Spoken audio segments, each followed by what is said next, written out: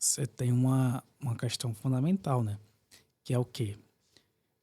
O profissional que não está atento, né, a essas pequenas, mas tão importantes observações, ele se perde absolutamente diante do paciente.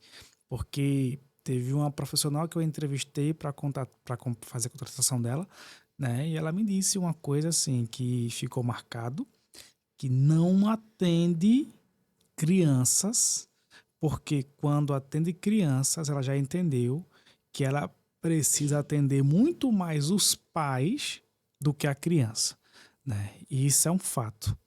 E muitas vezes, né, o profissional técnico, ele está preparado para lidar com a criança, está preparado para lidar com a patologia, está preparado para lidar, né, com as intervenções de aba, de PECs, do que quer que seja, mas não está preparado para lidar com o contexto familiar que ele precisa lidar, que ele precisa trazer esse pai, conversar com esse pai, saber se portar dentro desse pai, saber dar limites a esse pai, saber orientar esses pais na linguagem desses pais, se fazer entender para esses pais, né? Então, esse profissional... Por isso que é o olhar tridimensional. Exatamente. 360 graus já. Esse profissional, se ele não tiver, né, esse contexto que lhe profissionalize, que lhe coloque como alguém que tem postura, alguém que tem manejo, ele se perde. Pelo simples fato de que não é somente a criança, não é somente o paciente, é o contexto, né? A partir do momento que eu me porto a atender uma criança, eu estou obrigatoriamente junto a ele, me portando a lidar com o contexto dele. E se eu não tiver esse raciocínio para lidar com esse contexto que vai me desafiar, que vai interferir nesse processo, vai acabar que eu vou ser engolido por esse contexto. Vou ser excelente na questão de aplicar uma comunicação alternativa.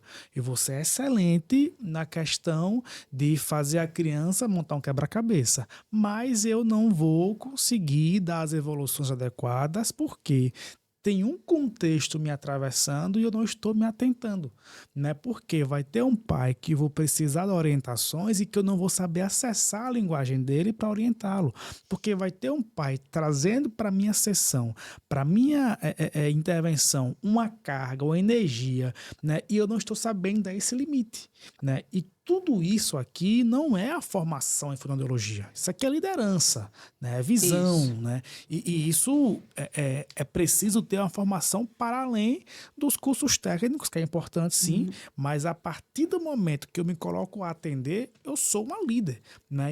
Ou um líder, eu preciso ter a postura de liderança, porque do contrário, o processo me atropela, né? E aí é o que a gente lida muitas vezes, né, com um profissional que é o tempo inteiro assim, cabisbaixo, porque não consegue ter energia pelo simples fato que não se porta, é atropelado e fica perdido, né? Fica com medo de falar com o pai, né? O pai chega, faz o que quer, faz gato e sapato, e muitas vezes é um profissional que precisa desse dinheiro e porque precisa, com medo de perder o paciente, que com isso perder sua renda, engole, né, o mosquito, né? Com medo de se posicionar, né? Se tem uma coisa que eu posso dizer para o profissional, seja de que área for, invista em liderança, tá? Invista em liderança. Mais uma vez, invista em liderança. Por quê?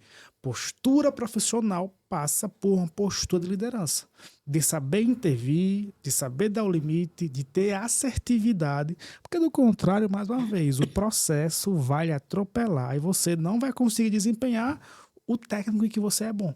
Você é bom no técnico, mas não está conseguindo desempenhar esse técnico porque tem um processo lhe atropelando e você não consegue se apropriar desse seu ser bom, de aplicar o manual com excelência, mas infelizmente não se comunica, infelizmente não se coloca, não se implica e aí a coisa lhe atropela.